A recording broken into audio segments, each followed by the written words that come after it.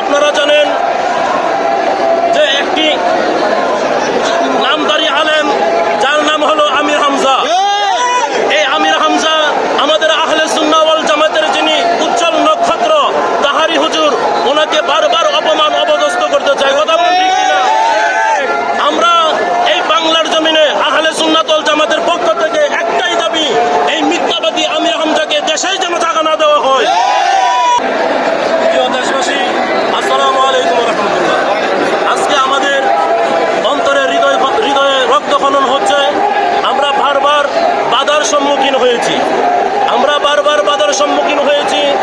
আপনারা জানেন যে একটি নামধারী আলেম যার নাম হলো আমির হামজা।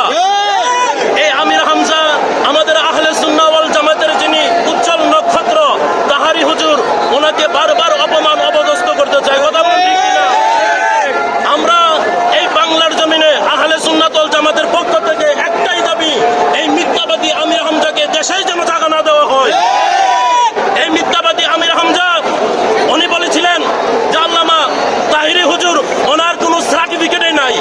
উনি এমন কি বলেছিলেন যে বাংলার জমিনে আল্লামা তাহিরি সাহেব ওনার যদি সার্টিফিকেট দেখাইতে পারে তাহলে উনি বাংলার জমিনে কোনো ওয়াজ মাহফিল উনি করবেন না, উনি কোনো প্রোগ্রাম করবেন না। আজকে কোথায় গেল ওনার জবান? সকালে বলুন কি মুনাফিক কিনা।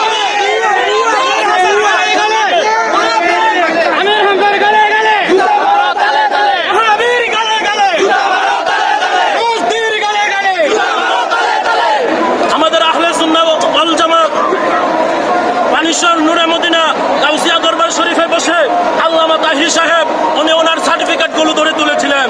এবার বলুন আমির হামজা উনি কি মিথ্যাবাদী না সত্যবাদী?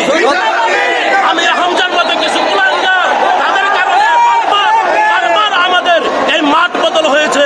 এরপরেও আমরা আহলে সুন্নাত ওয়াল জামাতের লোকজন ঘরে বসে থাকি নাই, আজকে আমরা মাঠে এসে উপস্থিত হয়েছি।